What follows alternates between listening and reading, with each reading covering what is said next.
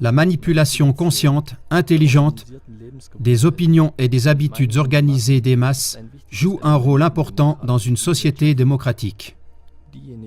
Ceux qui manipulent ce mécanisme social imperceptible forment un gouvernement invisible qui dirige véritablement le pays.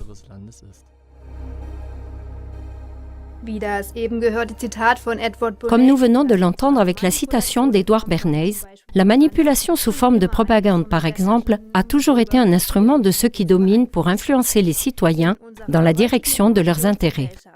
Dans notre société d'information actuelle, les moyens de manipulation se sont améliorés avec l'aide des médias.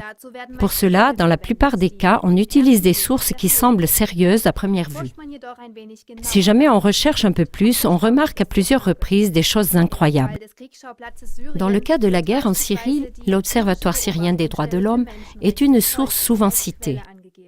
Elle provient d'un membre de l'opposition syrienne qui s'appelle Abdelrahman. Celui-ci vit à Londres et de là, il gère son site Internet. Étant donné que la dernière fois qu'il était en Syrie, c'était en 2000, on peut se demander si une telle source est fiable.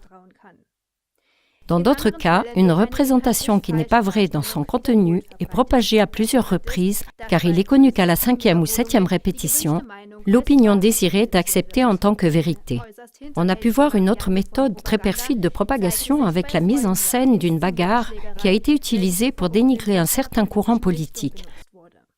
Début septembre 2016, le journal Internet américain The Huffington Post a parlé d'une bagarre qui avait eu lieu lors d'une fête de l'AfD, Alternative pour l'Allemagne.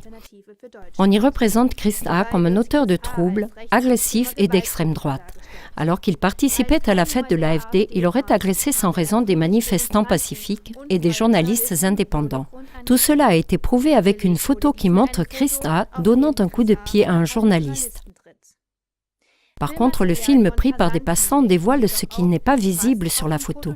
À peu près 30 activistes Antifa sont venus en nombre et de manière très agressive avec des drapeaux et des bâtons pour attaquer les participants de la fête de l'AfD. Ils ont provoqué ceci et ont attaqué un jeune homme. Un journaliste a participé en utilisant un gaz irritant et en donnant des coups de pied. Juste au moment où Christ A. est venu au secours du jeune homme attaqué, un journaliste a pris des photos. Bien mises en scène, les images sont utilisées par divers médias pour parler clairement contre une certaine orientation politique, dans ce cas contre l'AfD. Cela, c'est de la propagande et pas du journalisme sérieux. Il y a plus de 200 ans, le mathématicien George Christoph Lichtenberg a dit « Ce qui mérite le plus d'être vérifié, c'est ce qui semble à tout le monde être une affaire conclue ».